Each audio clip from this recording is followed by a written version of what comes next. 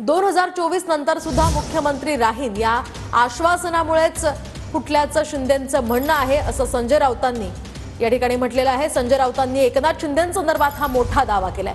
भाजपनं दिलेला शब्द न पाळल्यामुळे शिंदेंना आता धक्का बसलाय असंही राऊत म्हणालेत। तर शिंदे गटातल्या 20 ते 25 आमदारांवर फडणवीसांचं नियंत्रण असल्याचं सुद्धा राऊतांनी म्हटलंय। फडणवीसांच्याच सांगण्यावरून शिंदेंचे 20 ते 25 आमदार हे सुरतला गेले होते असंही राऊतांनी म्हटलंय। मला विधानसभा 2024 नंतर सुद्धा आपणच मुख्यमंत्री राहणार आहात हे सांगितल्यामुळेच मी पक्षातून बाहेर पडण्याचा निर्णय घेतला। हे त्यांचं स्वतःचं म्हणणं आहे की नाही त्याला जाऊन विचारा, मी खोटं बोलत नाही। आणि काय निवडणुका झाल्यावर एकनाथ शिंदे यांना खड्यासारखं बाजूला केलं। ठीक आहे, काही मंत्रिपदे दिली, काही महत्त्वाची खाती दिली, उपमुख्यमंत्रीपद दिलं।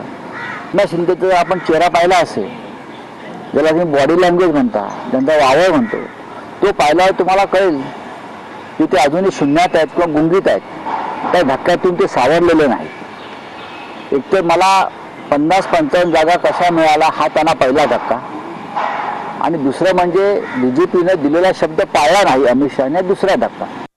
शिंदे गटातल्या किमान 20 ते 25 आमदारांच्या गटावर देवेंद्र फडणवीस यांचं पूर्ण नियंत्रण आहे। कारण हे 20-25 लोक जे आहेत हे देवेंद्र फडणवीस किंवा अमित शहा यांच्या सांगण्यावरून सुरतला गेले, एकनाथ शिंदेसाठी नाहीत। आणि आजही त्यांच्यावर कंट्रोल हे फडणवीसांचाच आहे। आणि उरलेले लोक आहेत ते चलबिचल आहेत, चंचल आहेत। त्यांना असं वाटतं की आपली कोंडी होते, भविष्यात जास्त कोंडी होईल, आपल्याला नेतृत्व नाही कोणतंही चांगलं की जे आपल्याला संरक्षित करेल किंवा प्रोटेक्ट करेल, तेव्हा आपण पुन्हा मागे फिरायचं का, असा एक विचार त्या पक्षात सुरू आहे, ही माझी माहिती आहे।